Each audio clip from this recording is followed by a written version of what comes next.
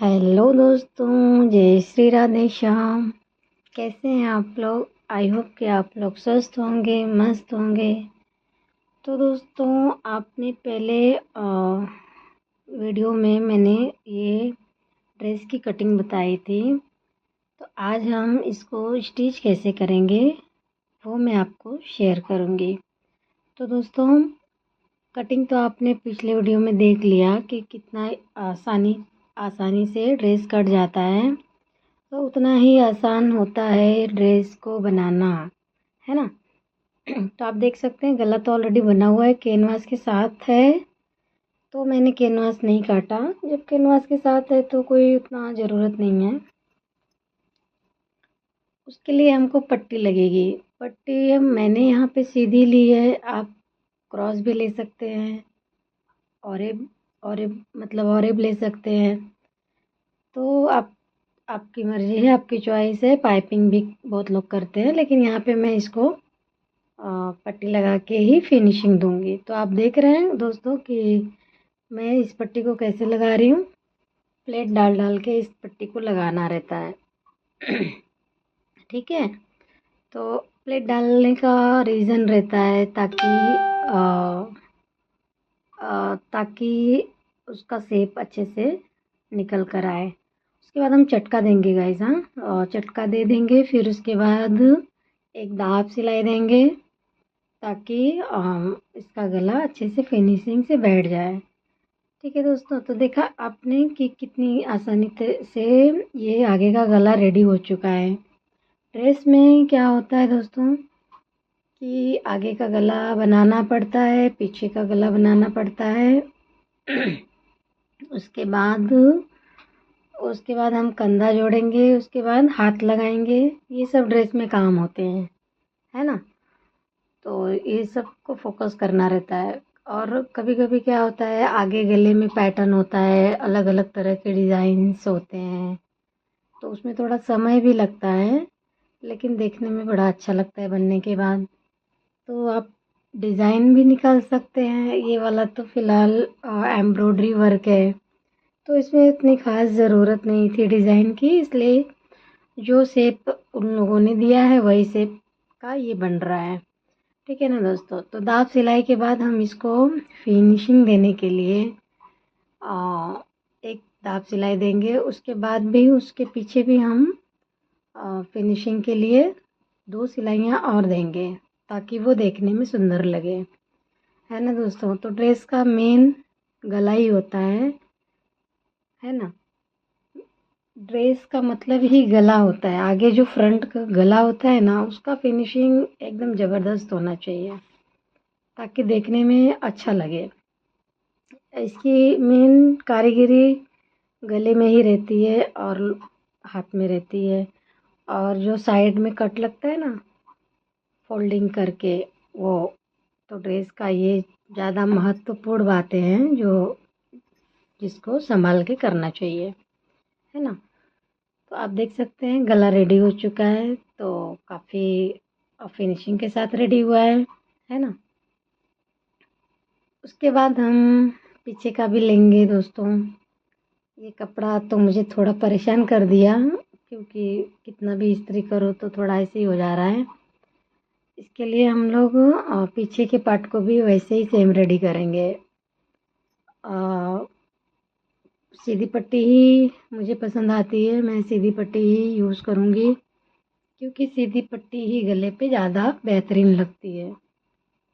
तो जैसा मैंने आगे प्लेट डाल डाल के लिया था, सेम उसी तरीके से मैं पीछे भी इसको पट्टी को प्लेट डाल डाल के लूँगी और पीछे का गला तैयार कर लूँगी। तो उसके बाद गला आगे पीछे का तैयार होने के बाद कंधा जुड़ेगा। तो आपने देखा कि मैंने कंधा कैसे जोड़ा, है ना। तो कंधा फिनिशिंग के साथ जोड़ना है, कवरिंग करके जोड़ना है। उसके बाद हम जो पीछे का जो अपना ये पट्टी होता है ना, उसको अच्छे से फिनिशिंग करके ये करेंगे। फिनिशिंग करके उसको पक्की सिलाई मार देंगे।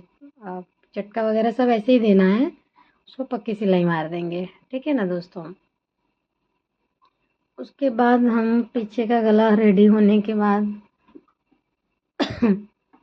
कंधा कंधा वाला मैंने थोड़ा पहले दिखा दिया था, सॉरी। हाँ, क्योंकि वीडियो काफ़ी लंबा है तो समझ नहीं आता है, तो वो पहले मैंने दिखा दिया। ये पीछे का पार्ट तैयार हो रहा है ना। तो पीछे हम लोग ऐसे ही पट्टी लगा लगा के बनाएंगे, फिर उसको फिनिशिंग देंगे। कंधा जैसा आपने देखा उसमें उसी तरह जोड़ना है। उसके बाद हम हाथ को जोड़ेंगे। अगर ड्रेस में आगे और पीछे का काम हो जाता है तो लगभग ड्रेस तैयार हो ही जाता है। और ये ड्रेस है ना दोस्तों, अस्तर वाला नहीं है, सिंगल ही है। तो अस्तर वाला रहता है तो उसकी स्टिचिंग दूसरे तरीके, उसका तरीका अलग होता है। अस्तर वाले ड्रेस का सिलने का तरीका अलग होता है। देखिए मैं कंधा बता रही हूँ कि किस तरह जोड़ना है। पहले एक के ऊपर एक रख लेना है, जो पट्टी निकली हुई रहती है उसको ऊपर चढ़ा के आपको सिल के लेना है। उससे क्या, आप कंधे की फिनिशिंग बहुत अच्छी निकल के आती है ना। तो इस तरह से कंधा जोड़ेंगे हम लोग।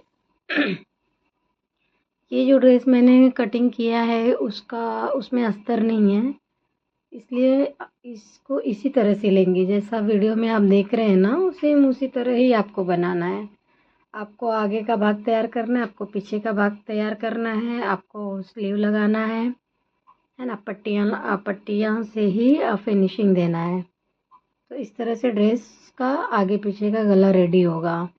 और अगर अस्तर वाला रहता है ना तो उसकी सिलाई अलग होती है, उसकी स्टिचिंग अलग होती है, उसका तरीका भी अलग होता है। तो किसी दिन मैं अगर आप अस्तर वाला बनाऊंगी तो मैं आप लोगों से ज़रूर शेयर करूंगी।